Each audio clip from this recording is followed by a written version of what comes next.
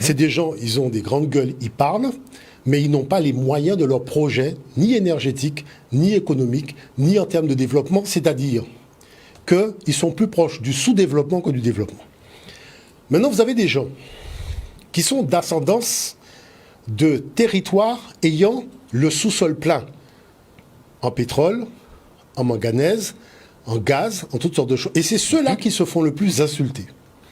Ce qui est très étrange. Donc ça veut dire qu'il y a une amnésie européenne où on raconte le développement de l'Europe en niant les 500 siècles d'esclavage, de colonisation et de guerres organisées hors des frontières de l'Europe, sur les territoires africains et autres, puisqu'on peut parler de l'Asie et Cambodge et compagnie, en faisant croire que l'union de l'Europe, comme le disait Chirac, a fait tout simplement partir les idées de guerre du territoire européen, mais l'Europe n'a simplement exporté son matériel militaire à l'extérieur. La preuve, c'est que l'armée française est déployée en Afrique. Alors, Mme Pécresse trouve que c'est quand même très étrange que l'armée américaine soit déployée en Europe et que l'armée européenne ne soit pas déployée en Amérique. Mais je dirais, nous sommes concernés aussi au premier chef. Nous sommes concernés au premier chef. Puisque l'armée africaine n'est pas en France, par exemple. L'armée africaine n'a jamais attaqué la France. D'accord? Donc, à partir de là, je dirais, il y a quand même quelque chose de très étrange. Voilà quand même un paradoxe, c'est-à-dire que la seule nation qui a un sous-sol avec quelque chose, c'est la Russie. Donc ça veut dire que le taux de corruption de la Russie à travers le monde ne peut pas être équivalent de la confrérie de ceux qui n'ont rien dans leur sous-sol et qui sont obligés d'aller exporter leur appétit tout simplement débridé sur des territoires où ils vont s'imposer militairement, contrôler les pouvoirs étatiques, et venir nous parler de démocratie et compagnie, alors qu'ils organisent le sous-développement à grande échelle. Résultat, vous constatez que tous les pays qui résistent à l'Europe sont affublés d'être des dictatures. Mais c'est quand même très étrange que lorsqu'on s'oppose aux intérêts occidentaux, on ne peut pas mettre en place de démocratie parce que la pression, elle est lourde. Demandez à Mugabe au Zimbabwe, demandez au Venezuela, demandez les choses. Vous allez voir que la chose, elle est complexe. Parce que derrière, il y a un jeu pervers. Vous voyez? Donc voilà déjà la première chose. Donc, à partir du moment où les seuls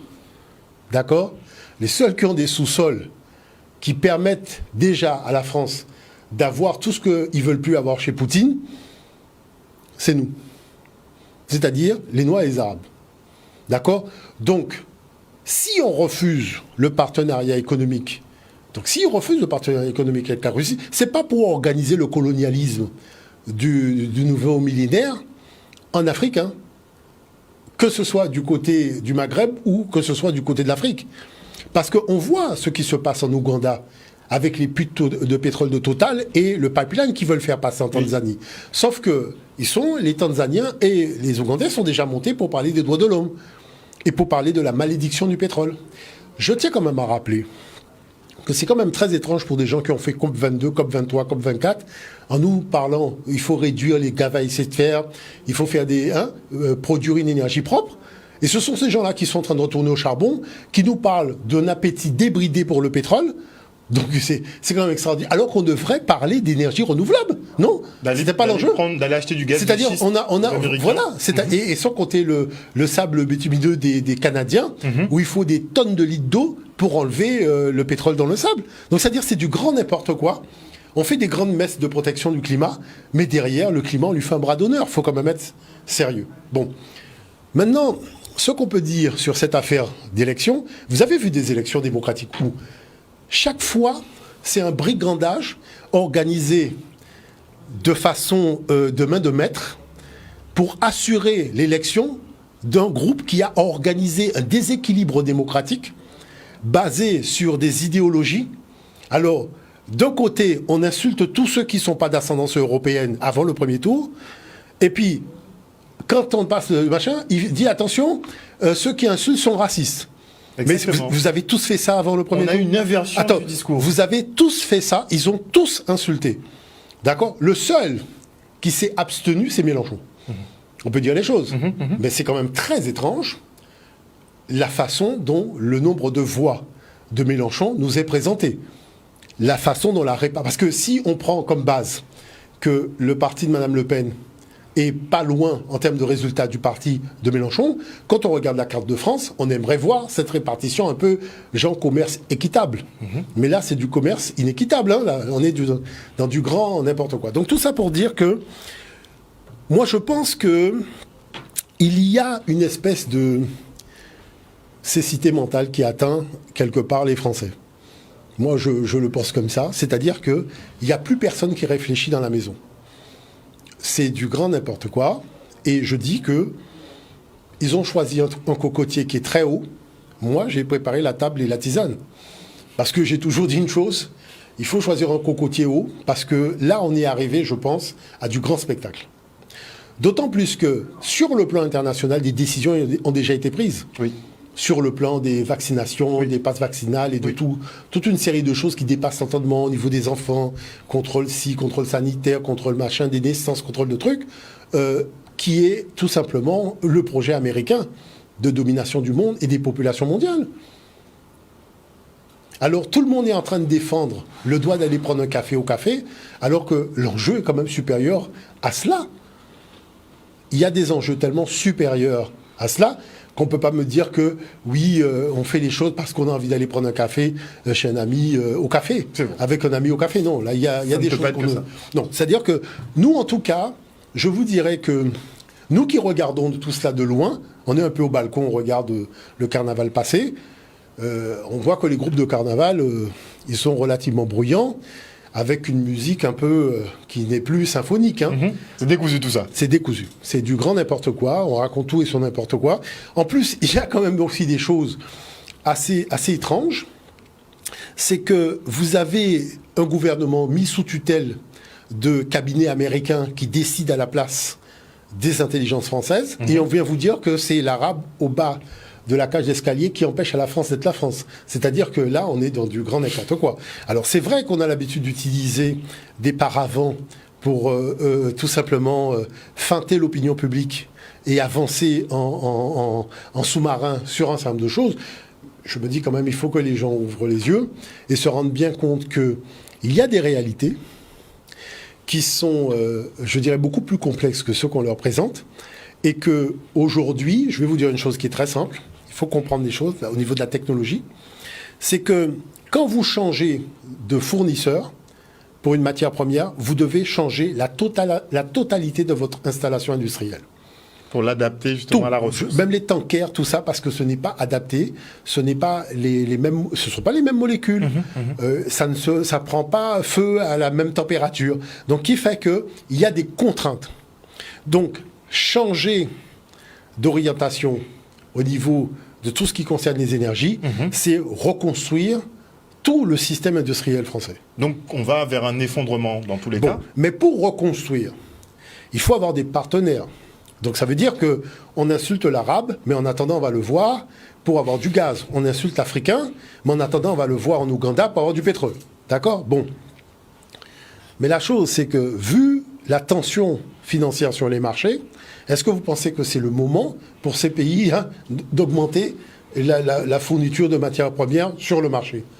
A priori, non. D'autant plus qu'il n'y a que des incertitudes. Clairement. Vous voyez ? Donc il faut quand même attendre un certain nombre de choses de manière à voir où on va. Parce que les matières premières, ce n'est pas éternel.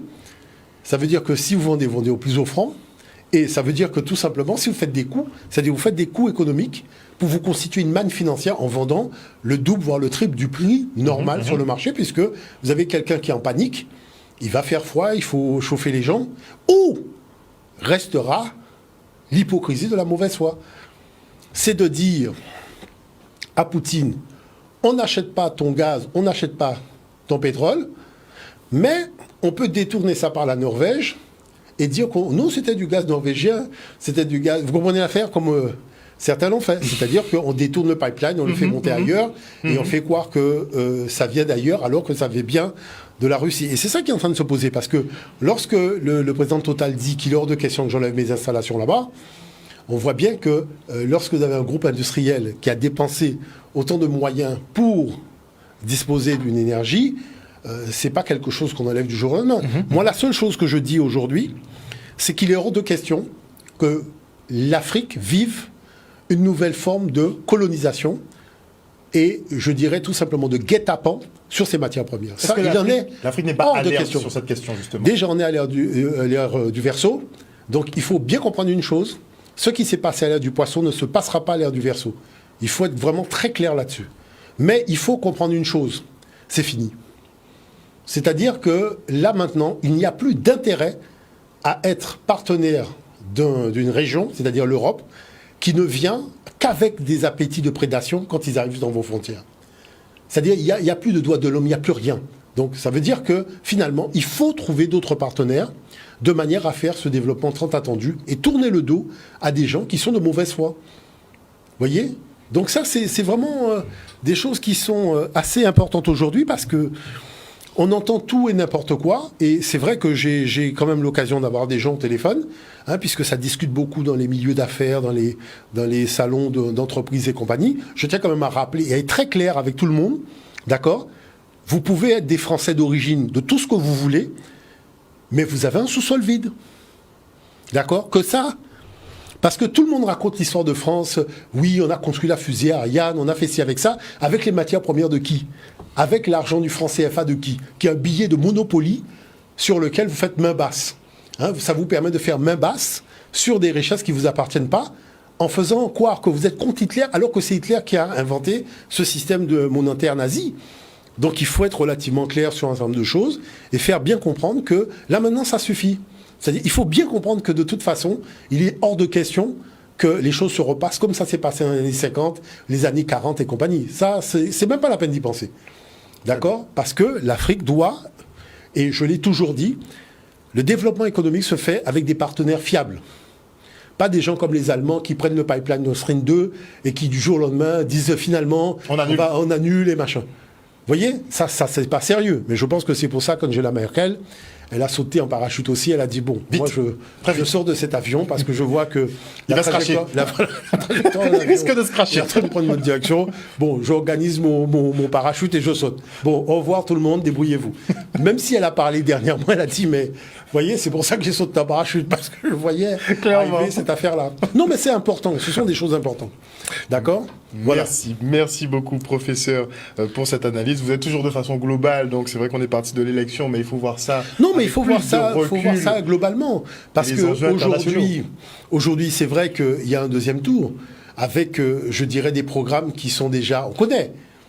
Maintenant, c'est une question d'orientation. Mais je dirais que on est arrivé au kiff-kiff. Vous voyez ce que je veux dire ? Oui. C'est-à-dire, on est arrivé au kiff-kiff. C'est-à-dire, vous avez 2 chauves-souris et on te dit de choisir laquelle des chauves-souris est plus chauve que souris. Mais là, moi, je dis, on a 2 chauves-souris. Est-ce que vous voyez l'affaire ? Donc, on est au kiff-kiff. C'est pas à peine de dire oui, un tel est plus méchant qu'un tel. On a 2 chauves-souris. Voilà, tout simplement. Merci beaucoup, professeur.